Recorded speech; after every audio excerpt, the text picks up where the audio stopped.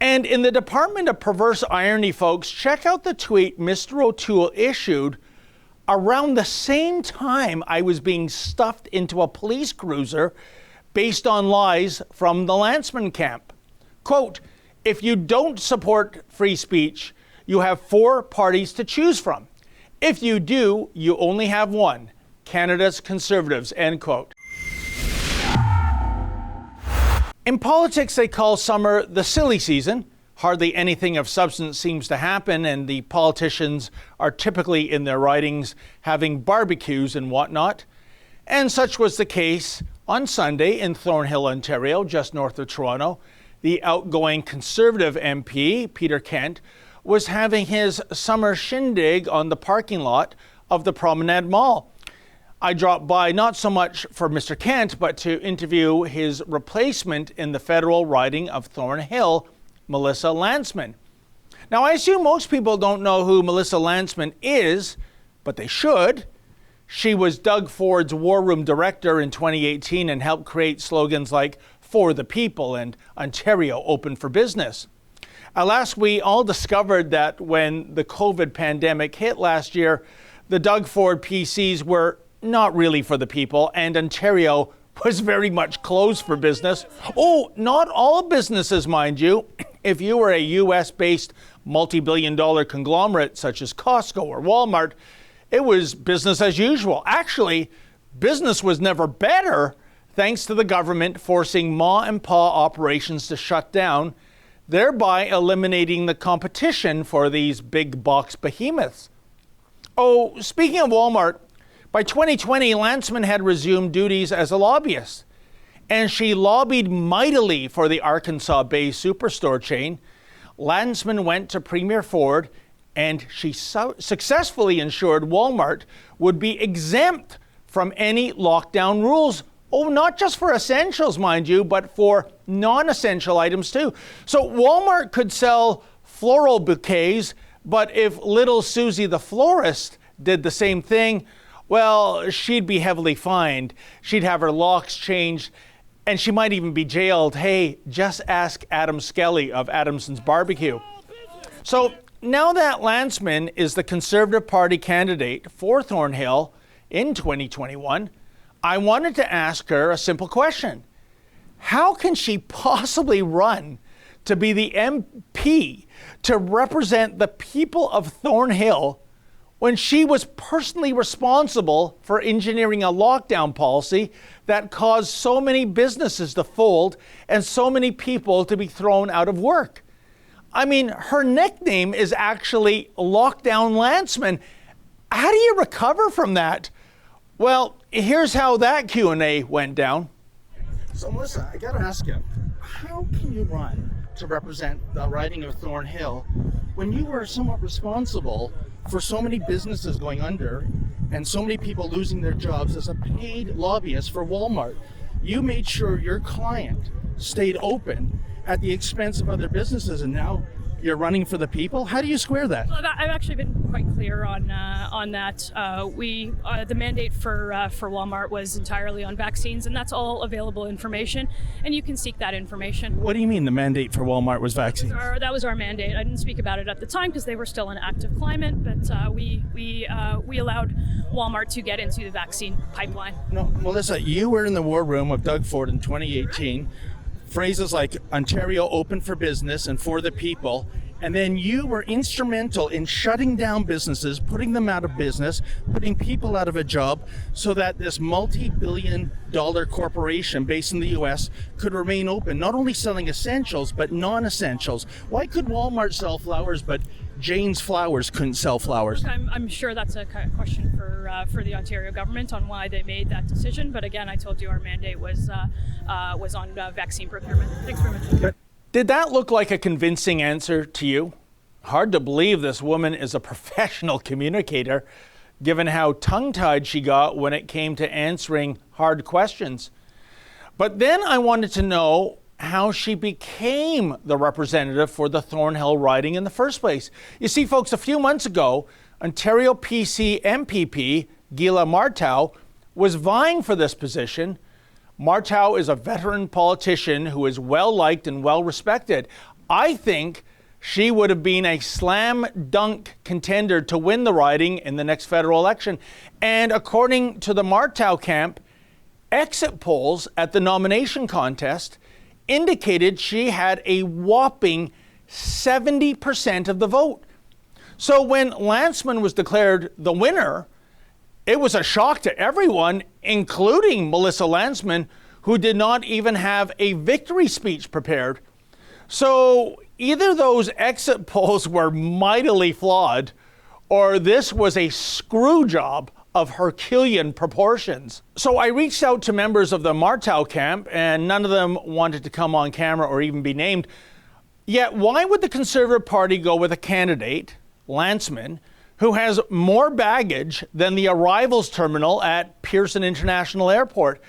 And the answer was this: it had everything to do with Melissa Lantsman's sexual orientation. You see, the Aaron O'Toole Conservatives are obsessed with the party being a so-called big tent operation. You know, it's not just a bunch of old white guys anymore. They're sick of the CBC calling them names, and what better way to prove that they are new and improved than to promote an LGBTQ candidate representing the Conservatives in the suburbs. Wow, look at all that diversity. Now, folks, I personally do not give a rodent's rectum if a candidate is a lesbian or a Martian. I only care about the gray matter. I only care about their ideas, their policies. That's the bottom line. Yet we live in a day and age of identity politics. I think it's irrelevant, but Lantsman and the Conservatives can't stop talking about her gayness. It was their main selling point. They have fully bought into identity politics. Here's a Toronto Star story from May 23rd, noting how Lantsman is, quote, young, GTA raised, and unafraid to speak critically about the Conservatives. Melissa Lantsman is the party's candidate in Thornhill for the next federal election. She could also become the second openly gay Tory to take a seat in the House of Commons, end quote. And then there is Melissa writing of her sexual orientation in her own words in an op-ed piece in the Globe and Mail back in 2019 entitled "The Conservatives Can't Be Stuck in the Past on LGBTQ Rights." And here is one of her own tweets regarding her sexual orientation from last October. Quote, "Coming out as a conservative was much harder than telling anyone I was gay. Cheers to being yourself," end quote. Okay, fair enough.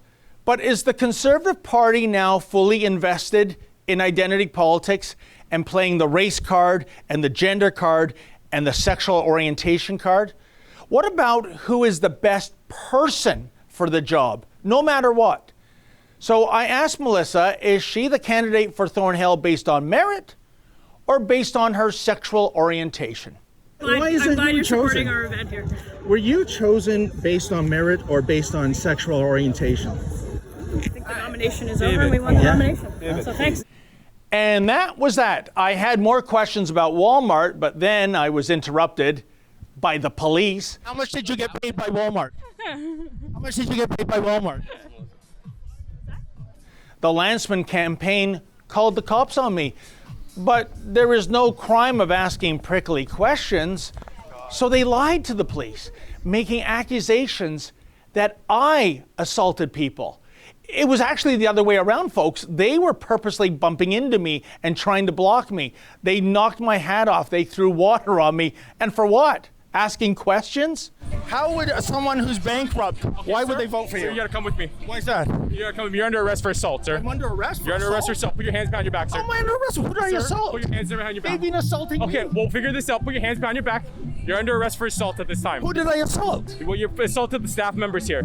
Who? So I'm letting you, sir, I'm letting you know you're under arrest for assault, okay? I'm asking you to put your hands behind They your were back. assaulting me. Okay. They were pushing me. They were jabbing me. Back up a bit, okay? How am I under arrest for assault? Okay, sir, right now it's under investigation, all right? I'm placing you under arrest for assault. How about this woman here? She's been assaulting me numerous times. If that's the case, I will Right there. investigate that. I would investigate that as well. Okay, so who has made this So accusation? can we go over here and we'll talk about this? Why is it? I'm asking you. Why am I under arrest for assault? Because you assaulted the employees here. Who? right. What did I do? I did nothing. You apparently pushed him and you punched somebody. I didn't push or punch anyone. Okay, we'll investigate that. Yeah. And how about this slice of unethical behavior? When I was being arrested and handcuffed by police, one of them stole my clipboard and notes, and then, look at that, takes photos of my notes. What's the deal with that? What kind of political party has a reporter arrested and then steals their notebook and takes pictures of Put your hand behind your back. This is what we get in Canada. Look at this. Look at this thug manhandling me. And what was I accused of? Just asking questions. The assaults were on my body, people running in front of me. And I'm the one that he wants to handcuff? What is this? You think Justin Trudeau's media party is bad? These are the guys that want to form the next government. Sure. It's unbelievable. What kind of egregious thing is this? Hey. Yeah, let him, give him the mic. Put your hand behind your back. This is a disgrace. It looked awful on them, especially having me arrested. So after 10 hours, they decided to revise history. They say I engaged in homophobic slurs against Lantsman. What? I did not. You saw my question, and you saw her answer to it. It wasn't homophobic, and she obviously didn't think it was at the time, until later when her spin doctors needed a way to change the subject from having me arrested, throwing things at me, and stealing my notes. Could you imagine a real leader such as Donald Trump saying no comment or even running away?